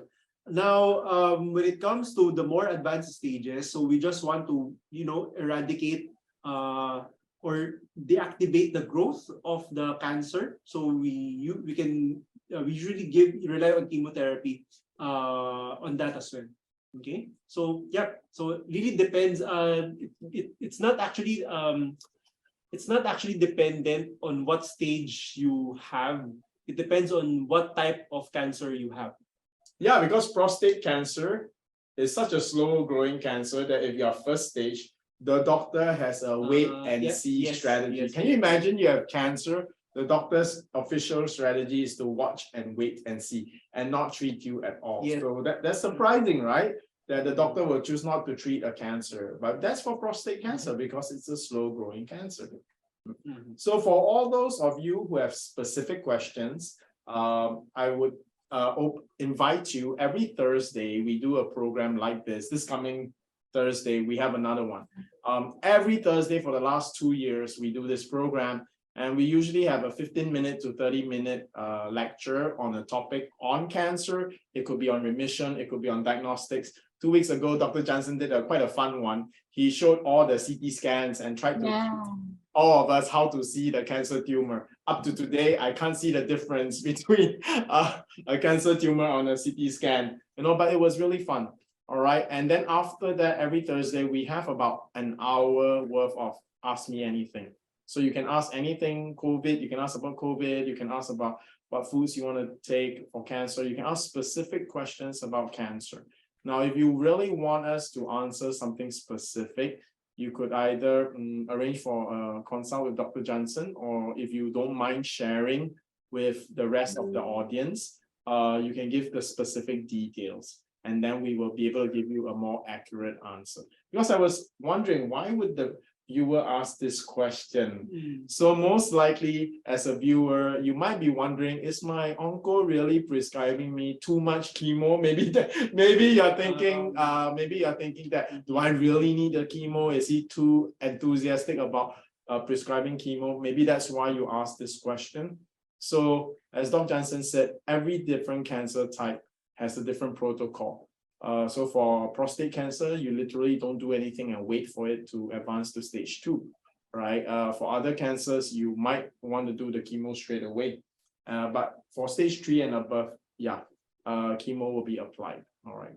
Even if you're going to do immunotherapy, just for those of you who are considering, please don't be surprised. Immunotherapy goes together with chemotherapy, okay? So many immunotherapy protocols, you have to do chemo first, then the immunotherapy.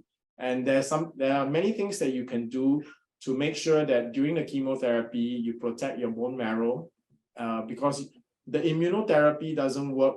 Okay, just for everybody's general knowledge, in general, although every immunotherapy drug is different, but in general, how does immunotherapy drugs work? Do they attack the cancer cells like chemotherapy, or are they like vaccines?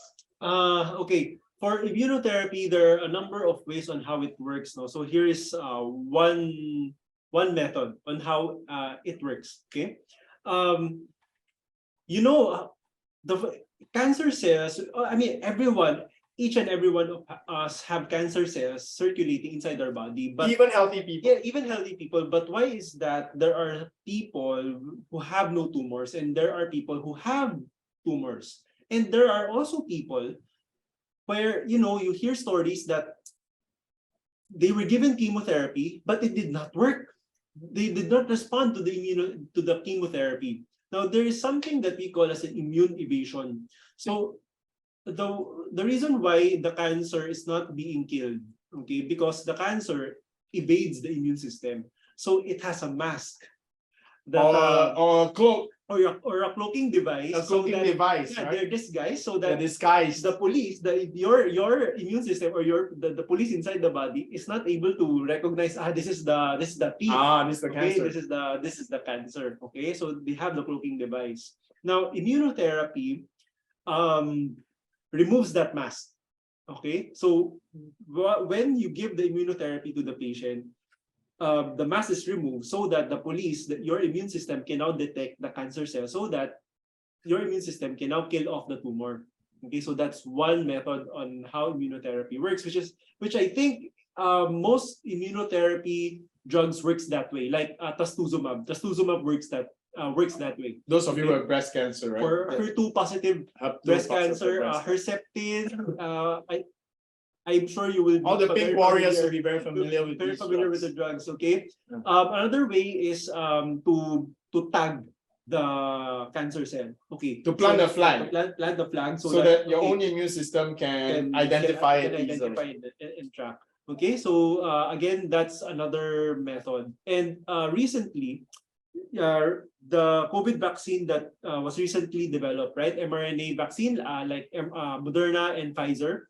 Those two vaccines, the mRNA vaccines, were developed based on the technology that they were developing decades ago to target cancer cells. So they are developing vaccines for against cancer. So the way this technology works is that you get a biopsy from the patient, you get a piece of the tumor from the patient, then you create a vaccine against a very specific molecule or receptor found inside that tumor.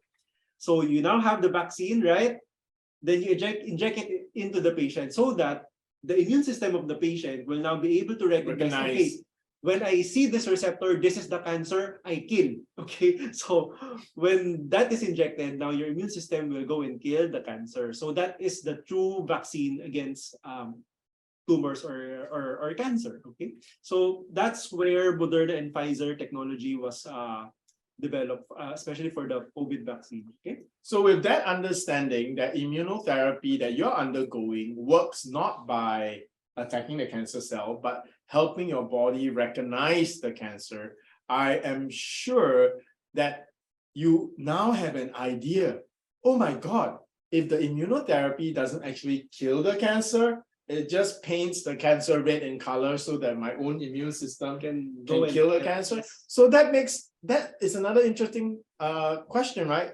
It gives you an idea. See, this is why understanding how cancer protocols work will help you so much, right? Which is, if you understand that, then you realize if you can do things to strengthen your immune system, that means once you paint the cancer cells red, you don't have a weak soldier trying to fight the cancer cell. You have Rambo, right? Arnold Schwarzenegger or Rocky or Pacquiao, the best of the best, right? You have Pacquiao as your immune system fighter going. I mean, come on. After you paint the cancer cell red, right? Who do you want to go and box the cancer cell? Me, Mr. Shen Lim from Singapore, or Pacquiao, the Filipino hero, right? You definitely want Pacquiao to go and punch the cancer cell. So understanding how immunotherapy works will then help you understand, whoa, I can help my immunotherapy work even better if I live in a way that actually strengthens my immune system, because now my immune system can identify, because of the immunotherapy, identify the cancer cell. So I hope that this very long and hopefully fun explanation can show all the viewers here understanding how your protocols work to fight cancer can give you a better chance, because then you know how to work with the chemotherapy, work with the immunotherapy, and get better results for the treatment that you have, right? So I hope everyone has enjoyed themselves. Is there any specific question? I would not want to, I don't mind answering if someone has a specific question, because it will be so great to help any individual clear their doubts. We kind of have like 3 more very questions Okay, we that try we to be can answer quick. very quick. Okay, we try to be quick. All right, I'll have it concise into one question. Coming from Ms. Leia, Ms. Malor, is there any fruits or vegetables that's not good for cancer patients? And would you advise and better to go to vegan diet?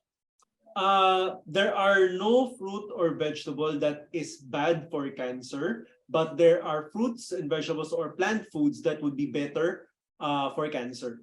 Okay, like your broccoli, garlic, turmeric, your mushrooms. Okay, so these foods, even microalgae. Okay, is it better to go on a vegan diet? Not necessarily. Oh? Now, vegan diets can be unhealthy. If you eat French fries, but you tell us to Coke, go plant-based. So, yeah. okay. The one that is more important is you go on a whole food plant-based diet. Now, a whole food plant-based diet is a vegan diet, but just saying. Okay, so not every vegan diet is healthy. Yes, not yeah. Okay. There are foods out there like your Impossible Burger, your plant-based Whopper. So you know these foods, right? Those are not okay for cancer patients. Okay, wow, because it's highly processed. Okay, the way they manufacture, they have a lot of ingredients inside it. It's quite high in fat as well. So it's very important that you shy away from these food items as well. So, well, you only eat them on very special occasions. And if you are going to starve if you don't eat, okay? But usually in your day-to-day meals, it should be a whole food plant-based diet. So fruits, vegetables, whole grains, legumes in its natural unprocessed form. Of course, you can cook, you can change its appearance, but don't remove anything edible from it. Okay? Doc, can I'm gonna give an advice. You tell me if this is helpful, if it is correct. If a vegan diet is taste like chicken, look like chicken, but is vegan, then it's probably not healthy. All right. So I always used to make fun of, I'm Chinese. So culturally, we have temples, and in temples, they have vegans. Monks are vegans. I used to remember eating what we call fake chicken drumsticks. Is tofu skin, that means very thin tofu, wrapped around an ice cream stick, many layers. So when you bite into it, it has the texture of like biting into meat. Oh, right? So this is our tofu chicken drumstick, right? But it's made from tofu. It's not healthy at all.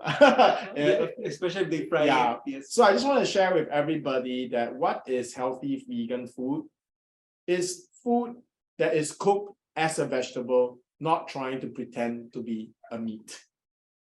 All right. So when for example, if you go to Tim Ho Wan and you eat a vegetable dumpling, it looks nothing like it doesn't pretend to be a chicken dumpling. It's a vegetable dumpling. It tastes like vegetables, but it tastes like tasty vegetables. Those are healthy vegan food, all right? So any vegan food that tries to imitate meat, yeah, that's your first clue that that's probably not good for you. That's what you eat on a cheat day. Okay, I hope that helps. Is that a good guide? Yeah, it's a good guide. Yeah, I think so. Yeah. Okay. I hope everybody, if you enjoyed today's session, maybe just type something so that you let us know. And if you enjoy a specific topic, then let us know as well. We can always work on a full-blown lecture, maybe 20-minute discussion on the topics that you enjoy. And we invite you every Thursday. We have this kind of lively discussion. We have fun with our viewers because we interact with all of you. And I saw someone came, I think Leia is watching all the way from Italy. So very good morning to you. Buongiorno, right? Is that? I hope I'm using the right word. Okay. Yeah. So thank you for watching us all the way from Italy. Yes. Thank you, Sir Sean. Thank you, Doc Jansen. Or perhaps you know that we have so many special viewers and participants tonight coming from the Rotary clubs of different chapters tonight. I'd like to ask for your very quick closing remarks coming from the both of you, starting off with Sir Sean and then followed by Doc Jansen. First of all, I again want to thank all the Rotarians and especially the Pearl of Orient Rotary Club. You know, for me and Dr. Jansen, I want a big shout out to Janet, who connected us with Child House. It was a very meaningful outreach for us because we deal with cancer patients, and there's nothing more innocent than seeing a child cancer patient. So to Janet and what you're doing, I think it's so wonderful what you're doing, giving hope to children whose lives have not really even begun. You know, so thank you for allowing us to work with you. And to all the Rotary Club members and presidents out there, we definitely, this is our business, but you know, it's also our advocacy. This is a business where we have passion for, right? So if you want us to support any of your outreachers when it's regarding cancer, please feel free to contact us. This is something that we believe in, and that's why we take every Thursday out to answer questions from cancer patients from all walks of life, and we are happy to entertain any questions. Next year, I'm going to study TCM so that I can answer cancer patients' question like, is linzhi good for cancer? Is this Chinese thing? So you know, we are so passionate about this whole topic that at my age, I'm 48 years old, I'm still going to go back to school so that I can be of greater service to this this segment that we have chosen, right? So welcome. Thank you for joining us tonight. And Dr. Jansen. Yep. So I would just want to thank everyone who attended tonight and listened to our program. Now, I know the things that we have taught you and you have just learned are quite overwhelming, especially, of course, us Filipinos really like to eat. No, we love to eat. Hey, Singaporeans love to eat even more, I think. Yeah, and Christmas is around the corner already, right? So looking forward to that lechon. But of course, please remember that our journey in fighting cancer does not end after being declared with remission. Yeah, in fact, your real journey really starts. Okay, this is where the real battle comes in, because all of the temptations are already, everywhere around you. Now, don't forget to always set your goals, okay, and try to hit those goals. No, of course, if you only have goals, I mean, dreams are just dreams, right? If you don't take action, then you won't reach them. Okay, so I would just want to invite you on our webinars during Thursday. So every Thursday we have our webinar where we discuss things, anything about cancer. Then you can ask your questions. Then we will be gladly we'll gladly answer them, and we will give quiz. Because those who watch enough webinars are almost as good as oncologists. All right, we'll ask you, what do you think? How do you treat this? What's your approach to that? Okay, so that's it for me. So Sheila.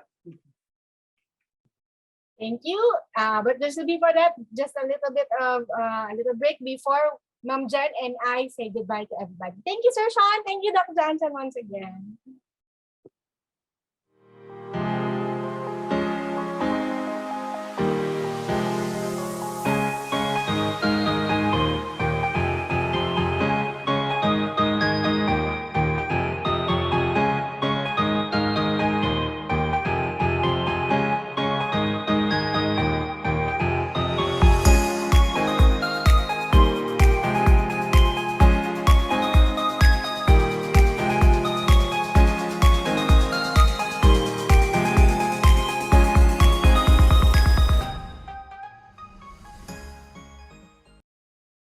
All right. once again, we'd like to say thank you, Sir Sean Lim, and of course, Doc Jansen Calalan. I also want to shout out some very important names that made this very nice event collaboration tonight possible, starting up with Miss Jeanette Hu, Miss Jermaine Diaz de Rivera as well, Miss Lane of the Pink Warriors, and also Miss Gladys Manalo of the Pink Warriors as well. Thank you for having this collaboration happen.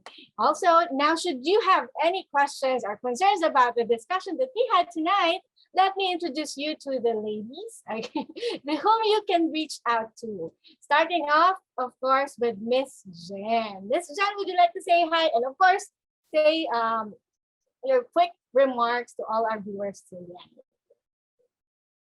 Healthy Day. My name is Pharmacist Jenny. Our sincerest hope is to help you achieve your health needs and goals. So please get in touch with us if you have any health concerns or questions about PPARs. Thank you. Thank you, Ms. Jen. All right. And also, Ma'am Beth is just not around, but please, for those of you who wish to have a consultation with Doc Jansen Calalan, please reach out to Miss Beth Palma. The link where you can also have a schedule, right, for Miss Beth to call you is also on the description box. Okay, and of course, Miss Sheila, me at your service. Once again, if you have any questions or concerns, you feel free to reach us out here in Simply Nature or reach out your Rotary Club representative as well, so they can connect you with us. Okay, all right, Miss Jen. So once again, thank you so much for being with us in this very special event in collaboration with the Rotary Club Pearl of the Orient, Rotary Club Kamuning Central, and Rotary Community Corps Pink Warriors PH with Simply Nature International. We hope to see you once again at our next events to come, because here in Simply Nature, we're always with you from start to healing. Thanks, everyone. Good night.